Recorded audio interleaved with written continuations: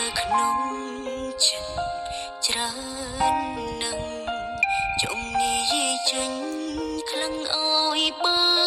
នធូរតែទឹកភ្នែកចេញតែស្រក់ហូរគិតយូរយូរម្នាក់ឯងឡើងចង់ឈួតហើយគ្មានអ្នកខ្វល់ពីសុខទុក្ខរបស់ខ្ញុំទេគ្មាននាងណាស្ម័គ្រក្បែរជួយទាញខ្ញុំក្រោកឈរឡើងខ្ញុំសែងស្មុគស្មាញខ្លាំងណាស់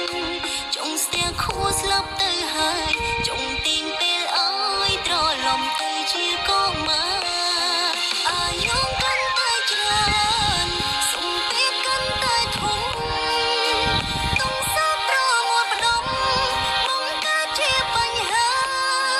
ជំ